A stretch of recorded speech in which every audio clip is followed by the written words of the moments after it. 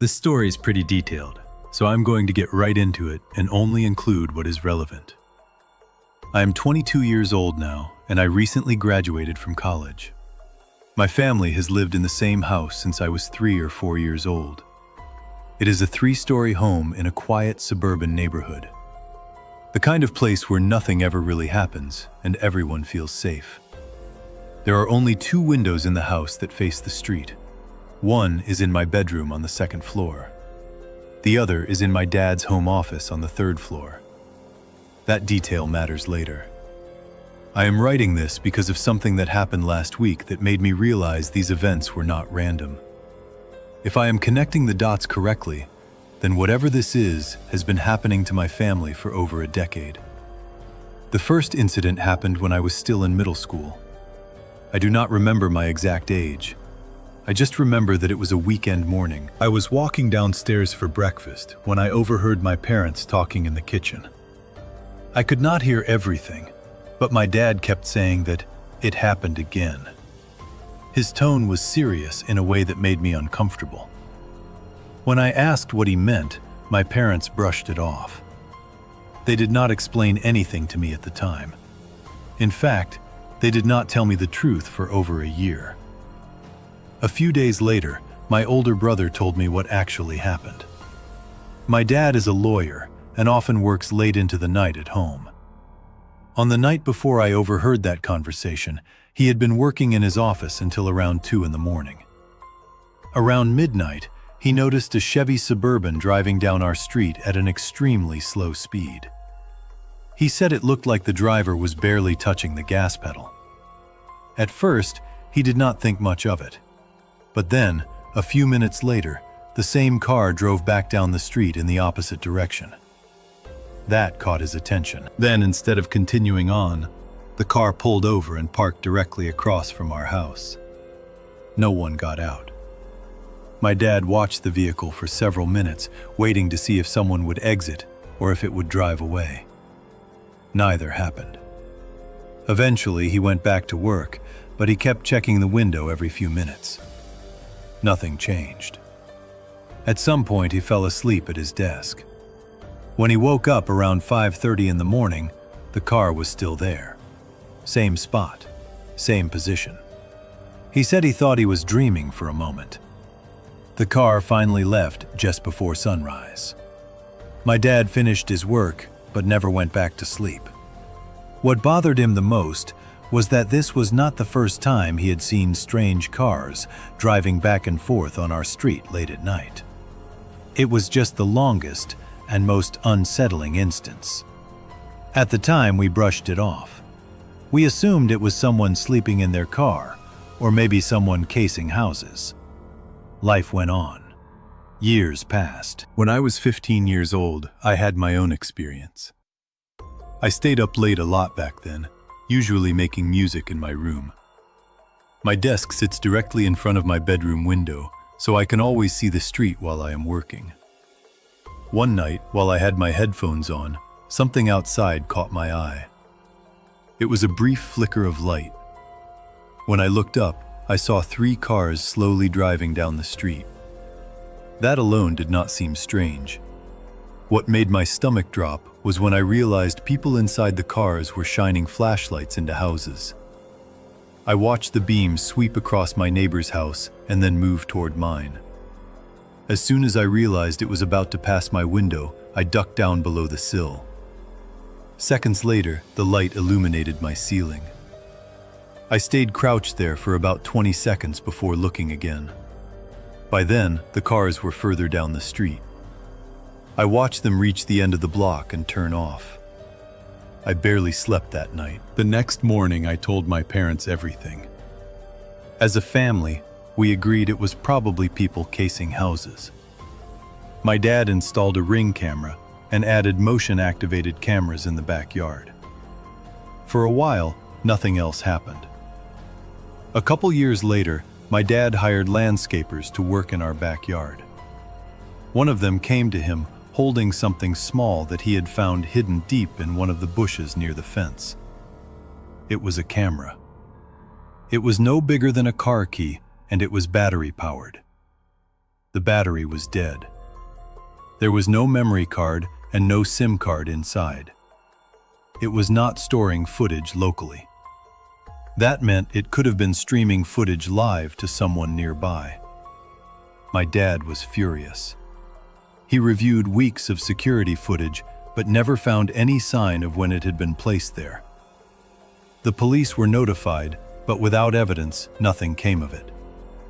Eventually, life returned to normal again. A few years later, our next-door neighbors moved out. Their house was only vacant for a short time before a new couple moved in. They were young and had no children. That was not unusual, but I started noticing something strange soon after. Late at night, and sometimes early in the morning, I would catch them standing at their top-floor window, looking into our yard. They were always standing, never sitting. At first, I assumed they had an office up there like my dad. But the more I noticed it, the more uncomfortable it made me feel. Still, I told myself I was being paranoid. One night, while walking my dog, I glanced over and saw them sitting at their kitchen table through a large window. For the first time, there was a third person with them. He was bald, very muscular, and had thick eyebrows that stood out immediately. His face was distinctive enough that it stuck with me. As soon as I noticed them, the woman stood up and closed the curtains. She did not look outside, she just closed them. I tried to forget about it. Then last week, my family went on a trip to Paris. A few days into the trip, we were sitting in a bar together when I noticed a man sitting alone across the room. Something about him felt familiar. Then it clicked. It was the man I had seen at my neighbor's kitchen table years earlier. I stared longer than I should have. Eventually, he noticed me looking. We locked eyes for a few seconds that felt much longer. He stood up without finishing his drink and walked out. A few days later, I saw him again. This time, it was during the day. He was standing about 50 feet away taking photos with a professional-looking camera. It looked like the camera was pointed toward us, even though there was a tourist landmark behind us. That was when I finally told my parents everything. We did not cut the trip short, but none of us enjoyed the rest of it. When we returned home, my dad reviewed every piece of security footage we had. Nothing showed up. I do not know who these people are or what they want. But I am convinced now that my family has been watched for years. And I have a strong feeling that whatever this is has not ended yet. I am shaking right now while I remember this. I am not telling this to scare anyone. I am telling this because it really happened to me, and I still do not feel safe. My name is Thomas. I am 24 years old. For the last 2 years, I have been working the night shift at a Burger King in a small American town. My shift starts at 10 at night and ends at 4 in the morning. Most people hate those hours, but for me it was normal. I stay awake late anyway. I like quiet nights. I like empty roads. I like the feeling that the world is asleep and I am not. That feeling is gone now. This started about 1 month ago, on a night that felt normal in every way. I was working alone on drive-thru, like always after midnight. The kitchen was quiet. The lights were bright. The air smelled like oil and fries. Around 1 in the morning, a car pulled up to the speaker. I heard a man's voice. Calm. Normal. Nothing strange. He ordered a large double Whopper with cheese meal and a Coke. I typed it in without thinking. When he came to the payment window, he rolled his window down just a little. His car windows were dark. I could not see his face. He slid his card out. I ran it. It went through. I handed him the receipt. Then he drove away. He did not stop at the second window. He did not take the food. I stood there holding the bag, confused. I waited. 5 minutes passed. 10 minutes passed. He never came back. Later that night, I ate the food. I laughed it off. People do weird things at night. That is what I told myself. 1 week later, it happened again. Same time, same voice, same order. He paid. He drove away. I felt strange, but I still did not panic. I told myself it was just a mistake. Some people change their minds. The third time changed everything. It was around 2 in the morning. The same car sound, the same calm voice, the same exact order. By now, I knew it was the same person. I should have felt scared, but I did not. I felt curious, and I felt hungry. I made the food. He paid. He drove away. This became a pattern. Every 4 or 5 days, late at night, the same order came in. I started expecting it. I even joked in my head that someone out there was buying me free food. I never saw his face. I never heard anything strange in his voice. Until one night. It was quiet. Too quiet. The parking lot was empty. The clock said 2:12 in the morning. The car pulled up again. I heard his voice. He ordered the same meal. Then he said my last name. He said he hoped I was enjoying the Whoppers. My whole body went cold. I never told him my name. My last name is not on my badge. It is not on the receipt. There is no reason he should know it. I froze. I did not answer. My hands were shaking. My heart was beating so hard it hurt. I finally spoke, asking who he was and how he knew me. I kept repeating it. He did not answer. He never pulled up to the window. I heard his engine and he was gone. That night, I felt watched. Every sound made me jump. When my shift ended, I rushed home. I locked my door. I turned on every light. That is when I saw the note. It was on my doorstep, handwritten. It said that he knew what I did. It said I had 3 days. I stood there staring at it, feeling sick. I could not understand it. I do not have secrets. I do not hurt people. I work, I eat, I sleep, I play games. That is my life. I did not sleep that night. I sat on my couch until the sun came up. The next night at work, he came back. This time, he did not order food. He told me to write something down. He gave me an address, somewhere far from town, somewhere I had never been. Then he told me I had 2 days to bring $10,000. My hands were numb. I did not have that money. I never have. When he drove away, fear took over my mind. I decided to ignore it. I told myself it was fake, a joke, a scam. 3 nights passed. Nothing happened. I started to feel relief. Then my window shattered. Glass exploded across my living room. I dropped to the floor, thinking I was being attacked. When I looked outside, no one was there.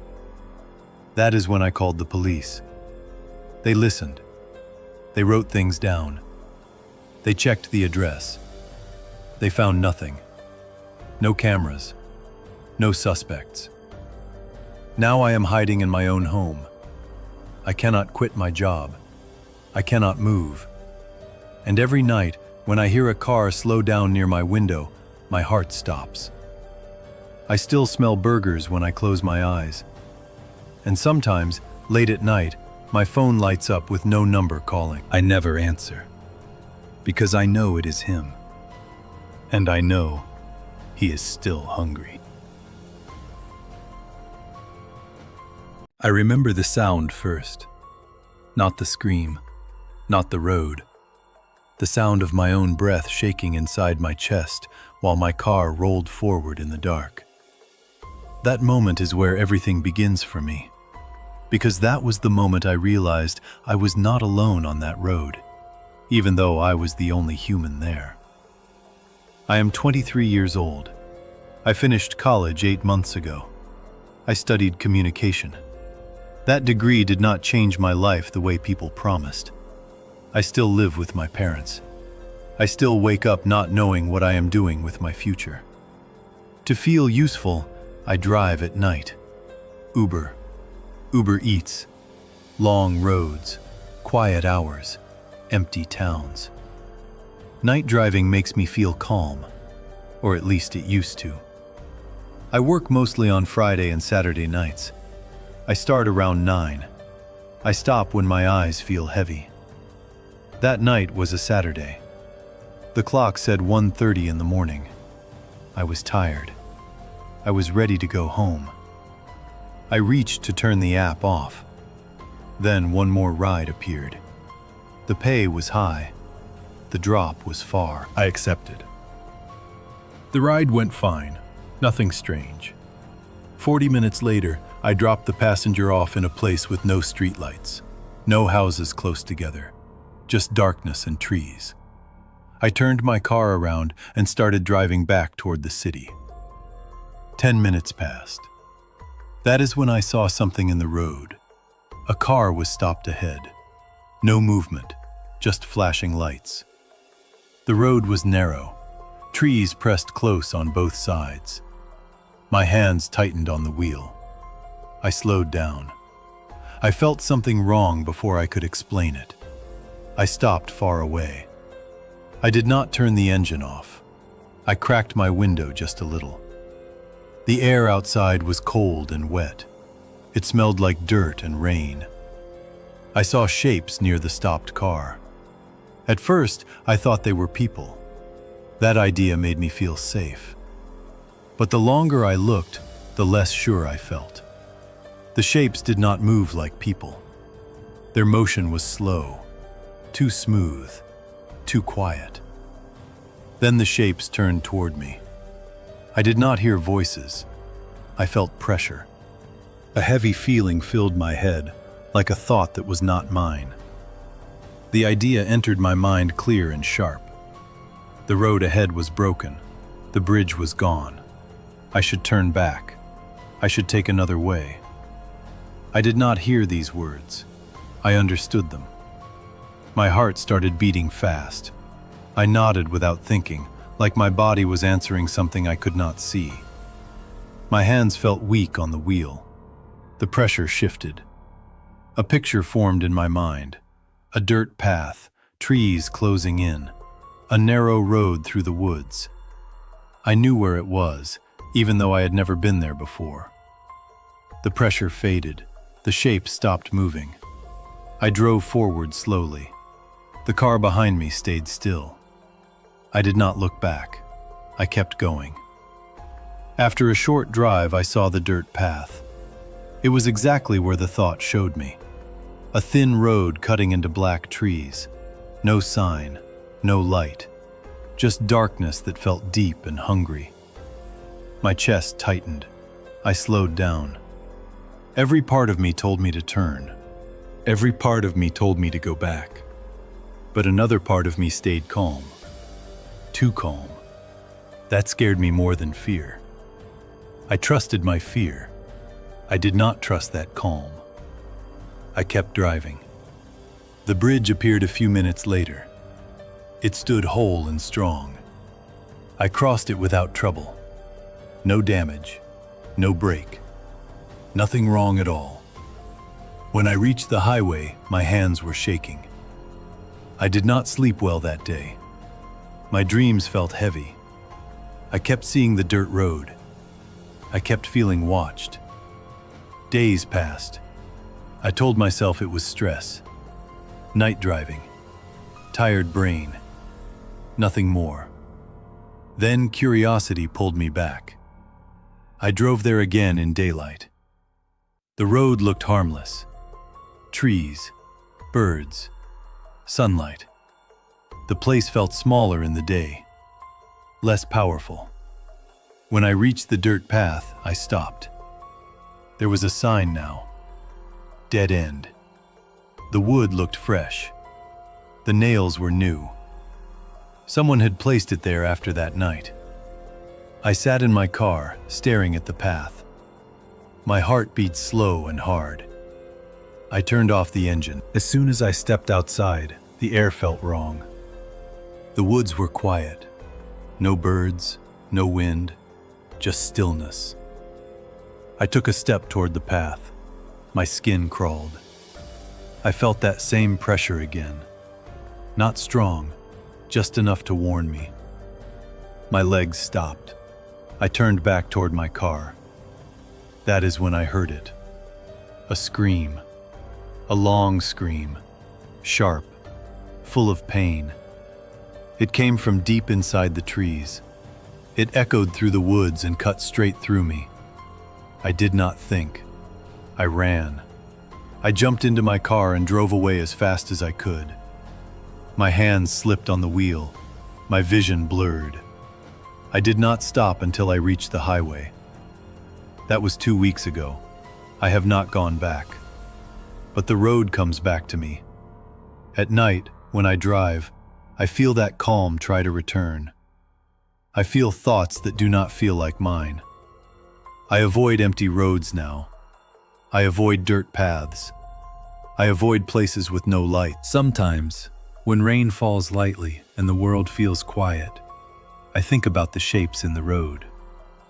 I think about the path they wanted me to take. I do not know what waits at the end of that dirt road. I only know one thing. Whatever wanted me there is patient.